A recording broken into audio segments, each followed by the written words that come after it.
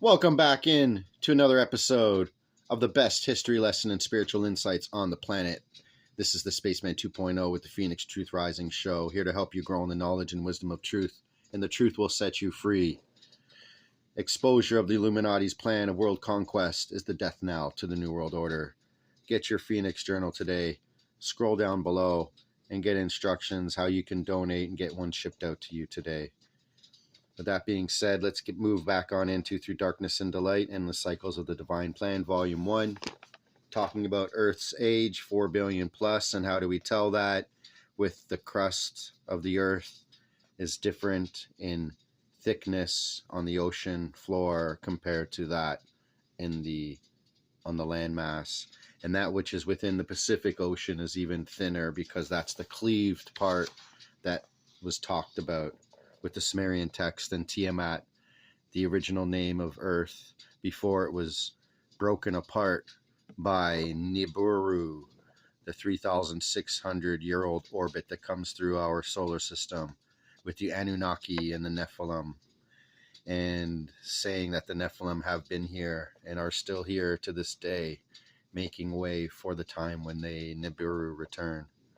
So with that being said, this is the Phoenix Journals by HATONN, a wonderful divine host, a representative of the one God, HATONN, to give us our instructions and understandings for this day, to wake us up that we may be the 144,000 remnant upon this earth, the 144,000 that's in the Bible, may be the ones needed to be woken and understand what their mission is through different secrets and knowledge given out through the Phoenix Journals, because you will find that there's more secrets of the history given out through these journals than pretty much any other one resource on the planet.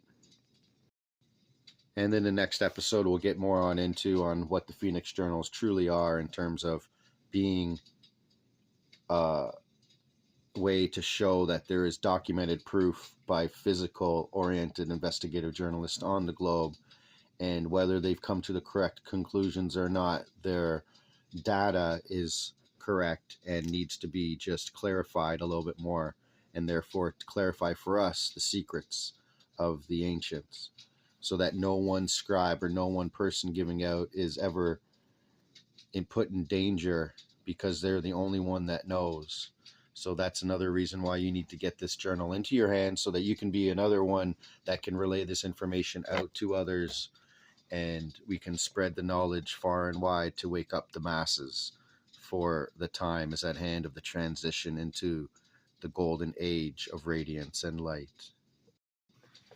So we've come to the conclusion of how the name Gaia has been given to this earth through the ancient Sumerian G or Gi, and how it's been changed with the words from Greek.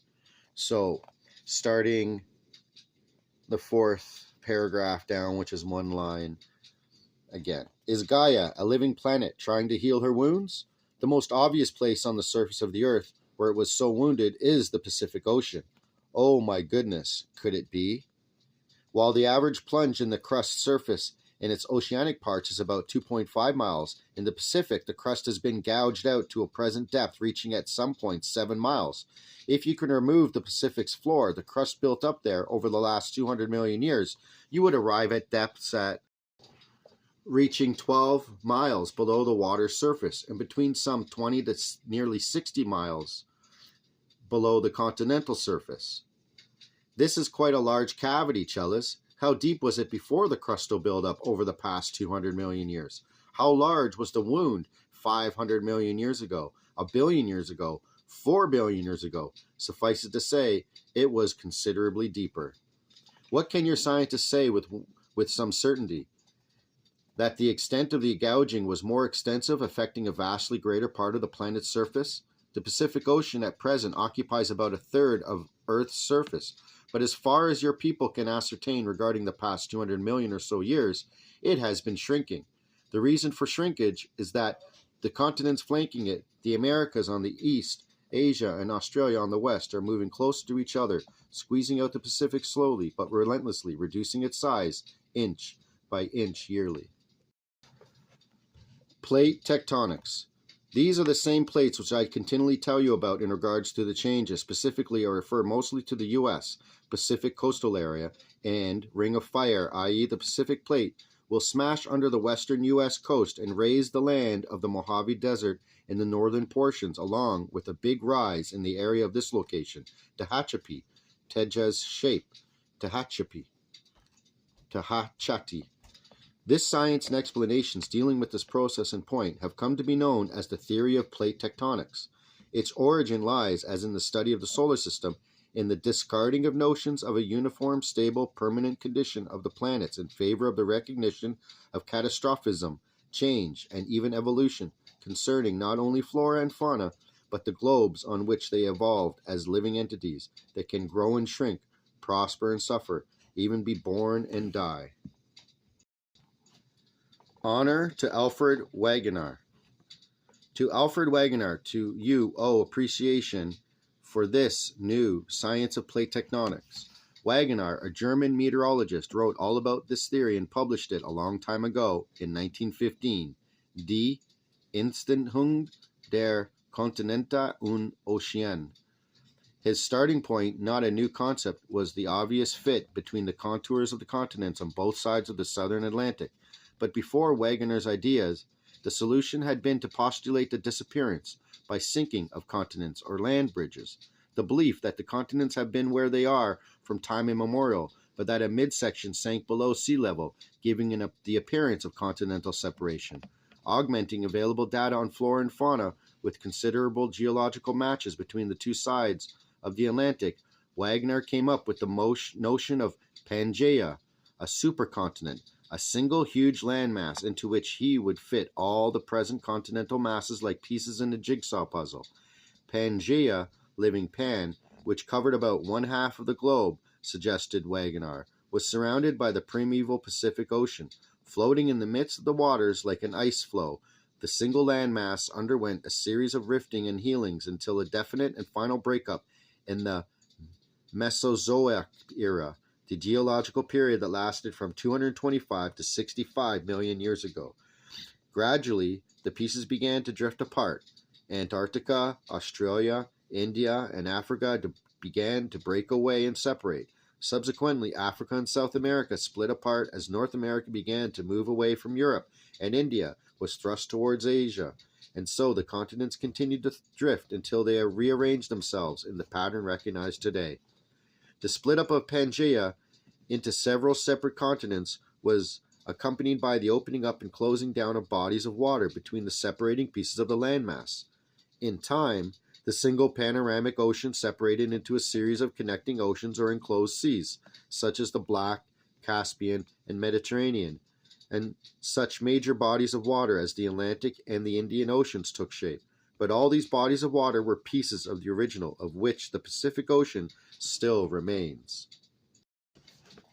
Importance of these geologic areas as recognized as places of the lion.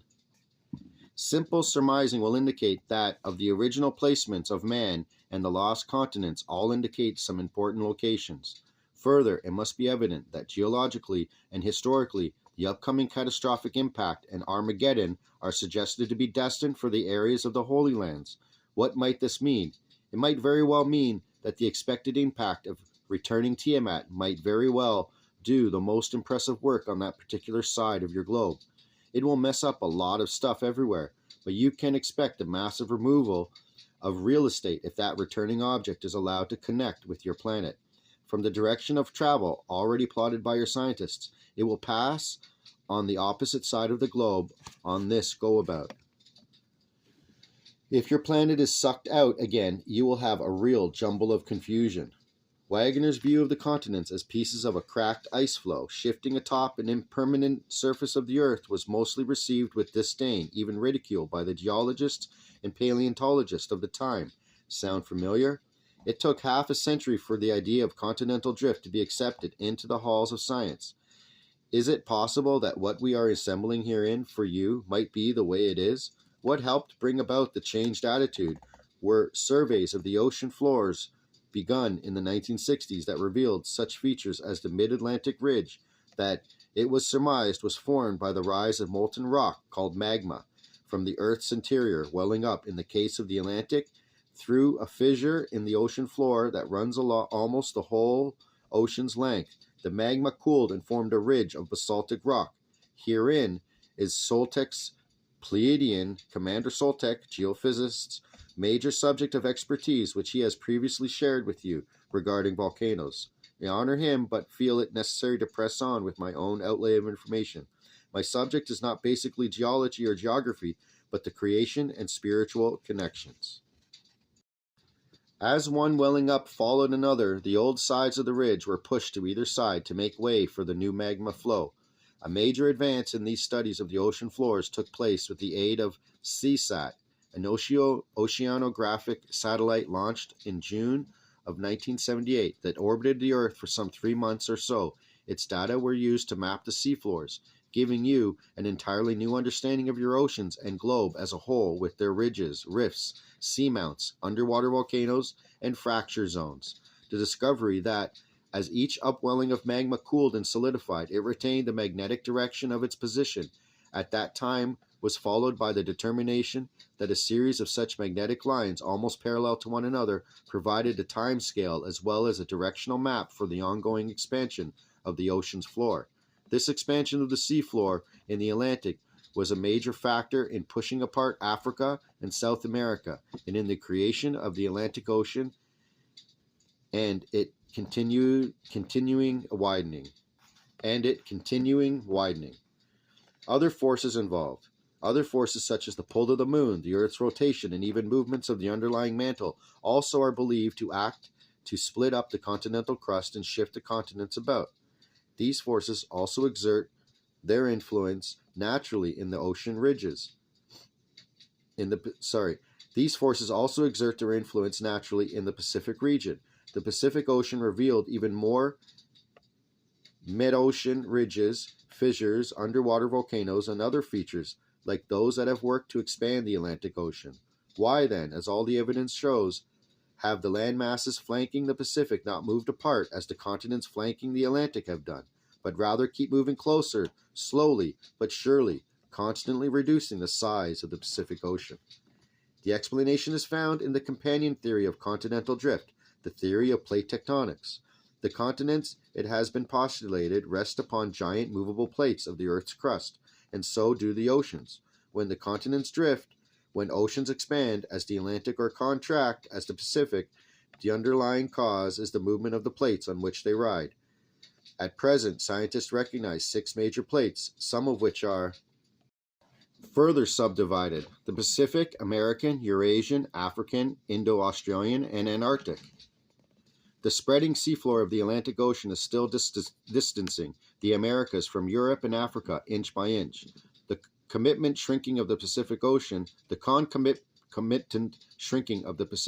is now recognized to be accommodated by the dipping or subduction of the Pacific plate under the American plate.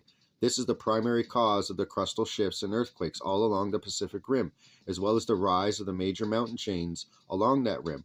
The collision of the Indian plate with the Eurasian one created the Himalayas and fused the Indian subcontinent to Asia. In 1985, Cornell University scientists even discovered the geological suture, where a portion of the Western African plate remained attached to the American plate when the two broke apart some 50 million years ago, donating Florida and southern Georgia to North America. Almost all scientists today accept Wegener's hypothesis of an Earth initially consisting of a single landmass surrounded by an all-embracing ocean.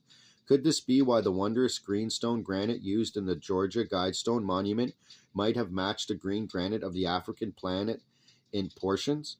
Further, it becomes obvious that the granite-gneiss terrains are remnants of ancient oceans. Georgia Guidestones, we all should look into that. It was just destroyed, and what they had to say in 8 different languages about the Earth is very interesting for the Illuminati, the elites, and what they want to do to depopulate the planet. That being said, let's get back on into.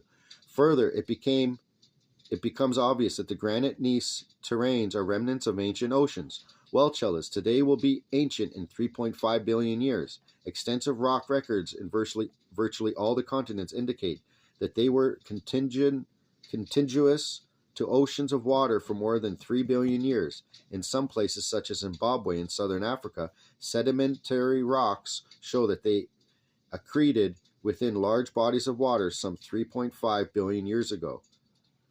Recent advances in scientific dating have extended the age of the Archean belts, those that include rocks that have been deposited in primeval oceans, back to 3.8 billion years. Well, give or take a billion or so years doesn't seem too important, but it is a long time. How long has this been going on? Forever. But what about this continental drift? Was there a Pangea or a Pan? Yes, the breakup seemed to have begun about 600 million years ago. Actually, there were two supercontinents, Laurasia to the north and Gondwanaland to the south. But your scientists simply don't know for sure what happened or exactly when. So be it. The important thing to note herein is that your modern science confirms the scientific notions that were expressed in the ancient Sumerian texts. It is so difficult to also accept the ancient answers in this instance that the waters covered the face of the earth, and on the third day phase were gathered into one side of the earth to reveal the dry land.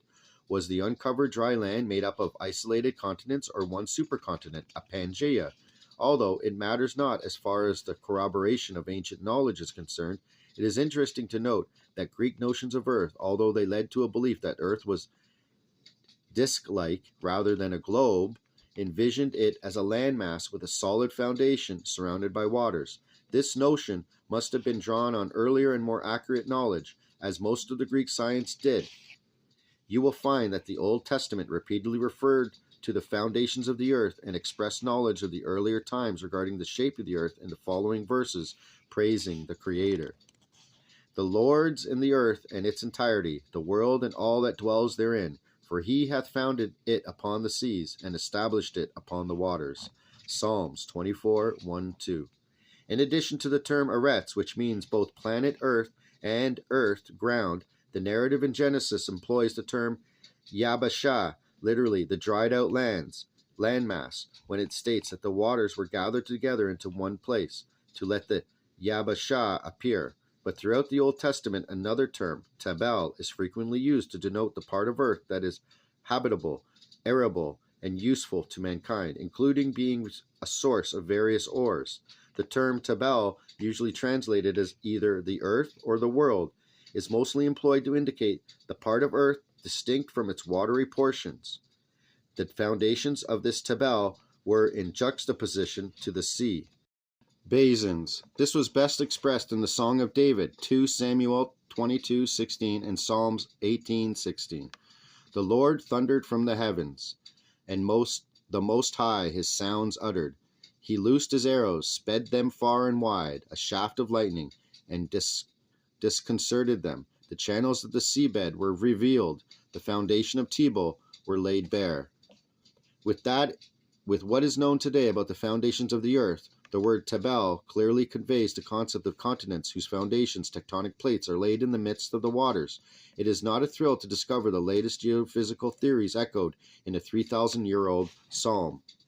The Genesis narrative states clearly that the waters were gathered together to one side of the earth so that the dry land could emerge. This implies the existence of a cavity into which the waters could be gathered. Such a cavity, cup, somewhat over half of the earth's surface, is still there, shrunken and reduced in the shape of the Pacific Ocean. Why is the crustal evidence that can be found not older than about 4 billion years rather than 4.6 billion years? That is the presumed age of the earth and the solar system. The first conference of the origins of life, held in Princeton, New Jersey in 1967 under the sponsorship of NASA and the Smithsonian Institute, dwelled at length on that problem. The only hypothesis the learned participants can come up with was that at the time the oldest rock specimens that had been found were formed, Earth was subjected to a cataclysm. In the discussion of the origins of Earth's atmosphere, the consensus was that it did not result from a continuous outgassing through volcanic activity, but was, in the words of Raymond Seaver of Harvard University, the result of a rather early and rather large outgassing episode, a great big belch of the gases that are now characteristic of the Earth's atmosphere and sediments. This big belch was also dated to the same time as the assumed catastrophe recorded by the rocks.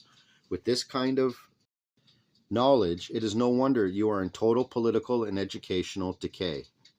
It becomes evident that in its specifics, the breakup of the Earth's crust, the process of plate tectonics, the differences between the continental and the oceanic crust, the emergence of a Pangea from under the waters, the primordial encircling ocean, the findings of modern science have simply corroborated the ancient knowledge. They have also led your own scientists from all disciplines to conclude that the only explanation of the way in which Earth's land masses, oceans, and atmosphere have evolved is to assume a cataclysm occurred about 4 billion years ago, about a half a billion years after the initial recognized formation of Earth as part of the solar system. What was the cataclysm? Mankind has possessed a Sumerian answer for some 6,000 or more years, the celestial battle between Nibiru, Marduk, and Tiamat. In the Sumerian cosmogony, the members of the solar system were depicted as celestial gods, male and female, whose creation was compared to birth, whose existence was that of living creatures. In the Enuma Elish text, Tiamat in particular was described as a female, a mother who gave birth to a host of 11 satellites. Her horde, led by Kingu, who she elevated. As Nibiru Marduk and his horde neared her, in fury, Tiamat cried out aloud. Her legs shook to their roots. Against her attacker, she repeatedly cast a spell. When the Lord spread his net to enmesh her, and the evil wind, which followed